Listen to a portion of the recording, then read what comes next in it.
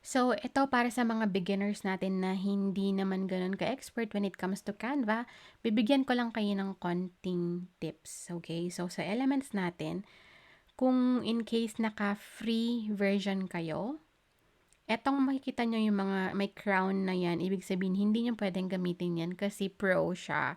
So, maghanap lang tayo ng mga free elements. So, cute avocado. Tapos, i-ano lang natin yan, enter lang natin yan. Tapos, punta tayo sa filter, no? Hanapin natin yung free. Hanapin natin yung free. Tapos,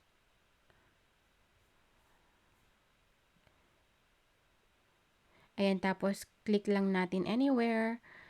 Mag-a-appear na yung mga free na elements natin. Okay? Ganun po kadali mag-filter out ng mga free elements. Kasi baka mamaya, ang ginagawa nyo is, select lang kayo ng select ng elements, tapos hindi pala kayo allowed gamitin yun kasi kailangan naka-pro version kayo.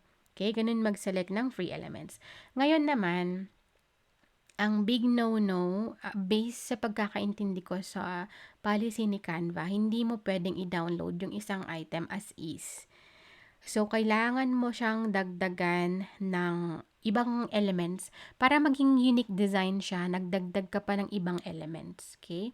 So, for example, itong element na to gusto kong i-download siya. Mag-isa lang, siya lang.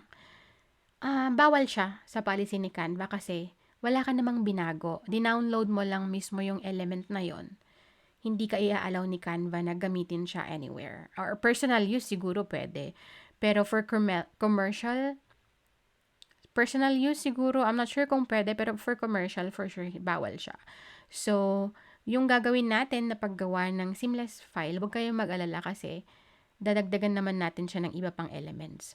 Which is pasok sa policy ni Canva kasi gumagawa ka na ng unique design by adding more elements to it.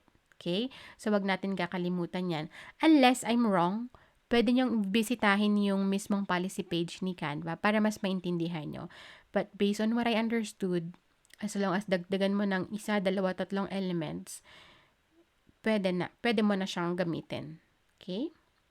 Pwede mo na siyang gamitin for commercial.